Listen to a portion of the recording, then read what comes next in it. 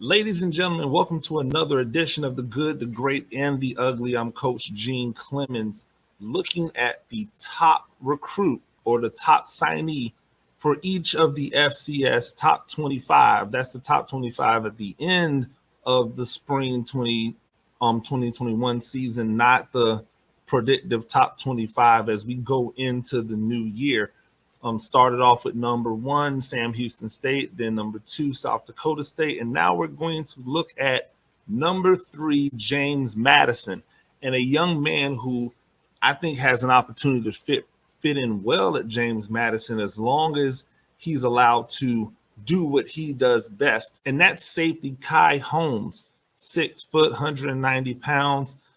I think he's going to be a really good one for James Madison. And so let's look at what he brings to the table.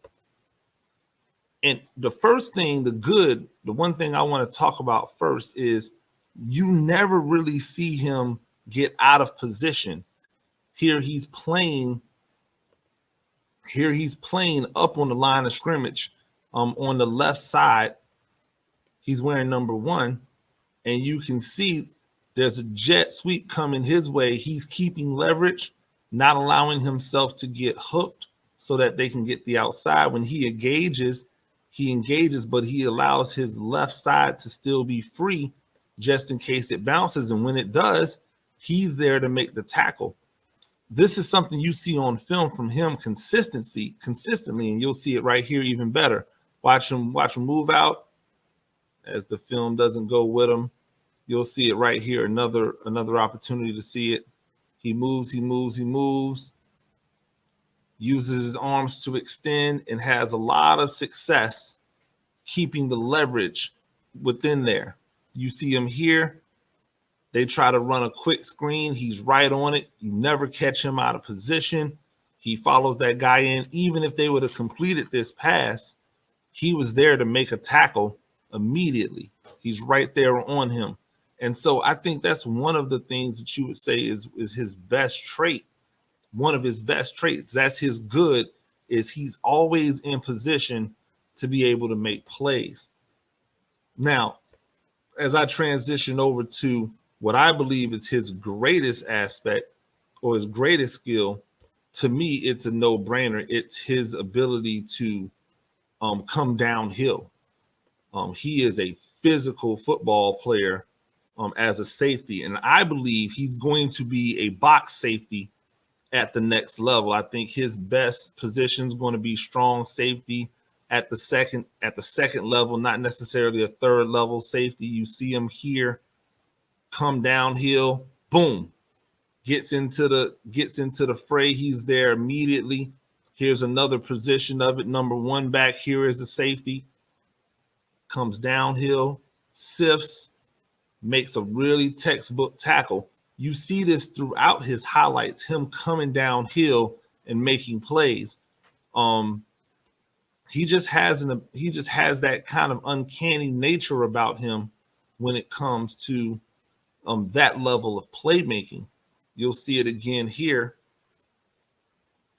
He's always down and ready to be physical, which is why I probably think he's going to be a linebacker at the next level. I could see him being a really good 43 weak side linebacker, or if you're running any 33 stuff, I could see him being a 33 stack linebacker, or maybe even one of those stronger drop safeties that play a lot of the second level and blitz.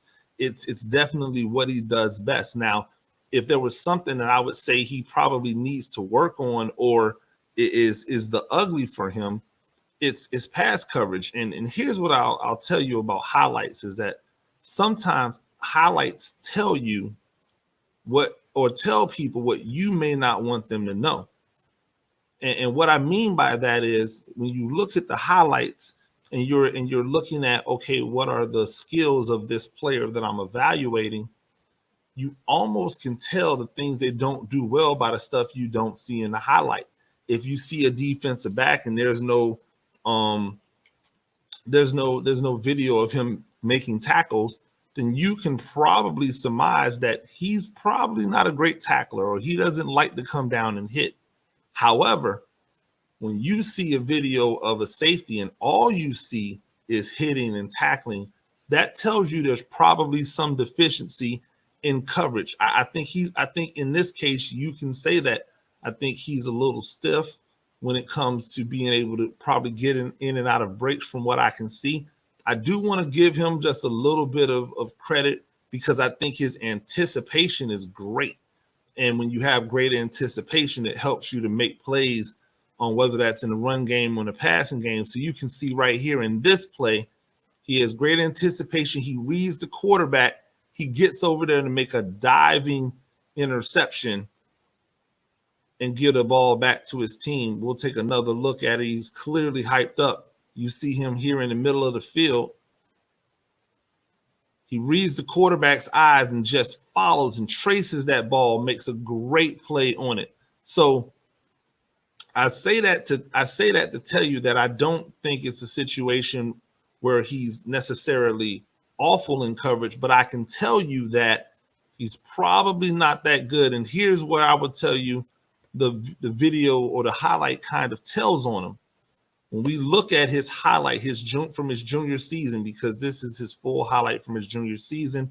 Those other plays I've been playing are senior season highlights. And even in there, you don't see a lot of pass coverage. But when you look at the junior year highlight, and I'm just going to play it here for you to be able to see, you'll notice in this junior year highlight, usually your first 5 to 10 plays are the plays where you want people to see what you're doing. Here is the only pass play you'll see, and this is on a Hail Mary. So I can't necessarily say he knows how to cover because he's already 35 yards away from the line of scrimmage. It's a little bit more difficult to say, well, this guy's good at coverage. But you can see right there, he does make a play. But every other play you see will be plays of him running downhill, making tackles, and that's fine. That's what he does best. Let him do what he does best. Look at him come off edge. That's fantastic. He has a great burst in that sense. Look at him come downhill, chasing. He knows how to sift through the debris. He knows how to get to the tackle. This is something he's really good at, but it also probably means he's not that great in coverage.